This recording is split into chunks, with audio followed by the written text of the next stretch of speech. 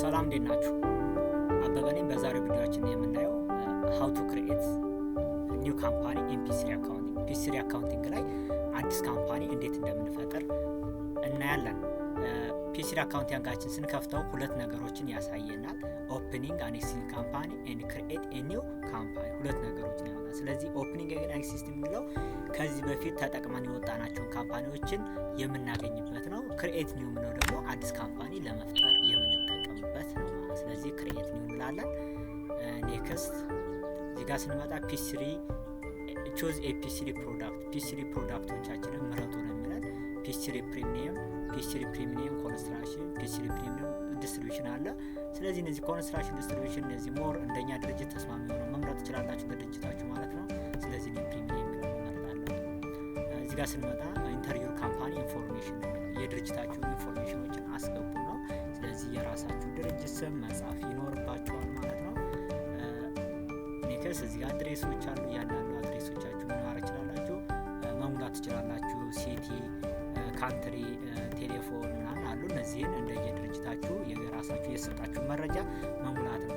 እዚህ ጋር ስንመጣ ደግሞ ቢዝነስ ታይፕ ነው። ቢዝነስ ታይፕ ስንመጣ ኮርፖሬሽን፣ ሶል ኮርፖሬሽን፣ ፓርትነርሺፕ፣ ሶል ፓርትነርሺፕ ይላል። የእናንተ ድርጅት ሶል ከሆነ ሶል ትመርጣላችሁ፣ ፓርትነር ከሆነ ፓርትነር። እነዚህን እንደናንተ መምረጥ ነው ማለት ነው። ከዛ እንላለን ኔክስት እንላለን።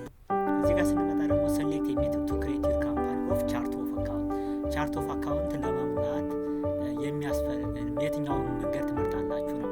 የመጀመሪያው ዩዝ ሳምፕል ቢዝነስ ነው። ክሎዝሊ ማች ዩር ካምፓኒ ከድርጅታችሁ ጋር ተስማሚ የሆነውን ሳምፕል ተጠቀሙ ነው የሚለን። ስለዚህ እዚህ ጋር ኔክስት ብለው ለምሳሌ እዚህ ጋር የተለያዩ ቻርት ኦፍ አካውንቶች በተለያዩ ድርጅቶች ስታንዳርድ ያመጣላችኋል ማለት ነው፣ እንደየድርጅቶቹ ማለት ነው። ስለዚህ ይሄኛው የሚሆነው ለማን ነው? ለእናንተ ተስማሚ የሆነው ነው። ስለዚህ ዛሬ የምናየው ግን በዚህ አይደለም።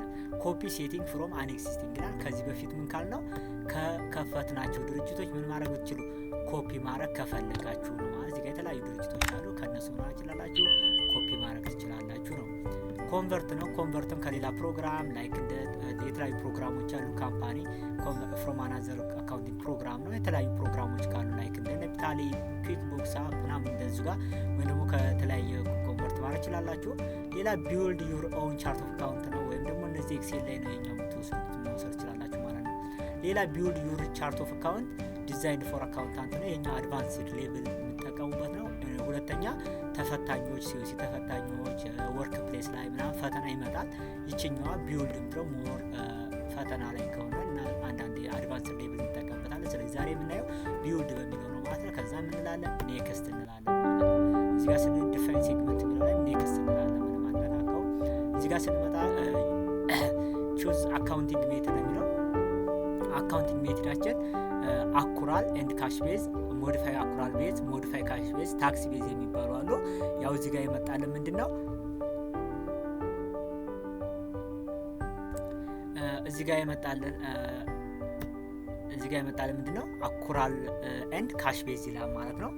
ስለዚህ እነዚህ በእነዚህ መልኩ እንጠቀማለን ማለት ነው። አኩራል የምንለው ኢንካም ኢዝ ሪከርድ ዌን ሴልስ ኦከር ሪጋርድነስ ዌን ዩ አር አክቹዋሊ ሪሲቭ ዘ መኒ ኤክስፔንስ አር ሪከርድድ ዌን ዩ አር ሪሲቭ ጉድስ ኦር ሰርቪስ ዌን ኢቭን ዩ ኖት ፔይ ዘ ቢልስ ቢከፈለንም ባይከፈለንም ብንከፍልም ባንከፍልም ወጪ ከወጣ ኤክስፔንስ ብለን መዘግባለን፣ ገቢ ከገባ ገቢ ብለን መዘግባለን ማለት ነው። ስለዚህ በዱቤ መግዛት መሸጥ፣ በዱቤ ወጪ ማድረግም ቀድሞ መክፈልም ይፈቀዳል ማለት ነው። አኩራል ቤዝ ላይ አይኤፍአርኤስ ላይ የሚመከረው አኩራል ሜትድ ነው ማለት ነው። ሌላ ካሽ ሜትድ ላይ ደግሞ ኢንካም ኢዝ ሪከርድድ ዌን ዩ ሪሲቭ መኒ ኤክስፔንስ አር ሪከርድድ ዌን ዩ አር ፔይ ዘ ቢል። እዚህ ጋር ምንድነው ካሽ ቤዝ ላይ ገቢ ማለት የምንችለው መቼ ብቻ ነው? ገንዘብ ስንቀበል ነው። ወጪ ማለት የምንችለው ወጪ ስናወጣ ገንዘብ ስንከፍል ብቻ ነው። ያ ማለት ደግሞ ዱቤ አይፈቀድም ማለት ነው። ስለዚህ አኩራል ሜትድ የሚለውን እንጠቀማለን ማለት ነው። ሌላ እዚህ ጋር ስንመጣ ፖስቲንግ ሜትድ ነው። ሪል ታይም ኤንድ ባች ታይም ነው። ሪል ታይም ማለት ሪል ታይም ኢንስትራክሽን ፖስት አስ ኢንተር ኤንድ ሴቭ እንዳላችሁት ፖስት ያደርግላችኋል ማለት ነው። ባች ነው ደግሞ ግሩፕ ኦፍ ጆርናል ነው። በግሩፕ ፖስት ማድረግ ከፈለጋችሁ ስለዚህ ሪል ታይም ነው ሞስት ኦፍ ታይም እንጠቀማለን ማለት ነው። ሪል ታይም እንጠቀማለን።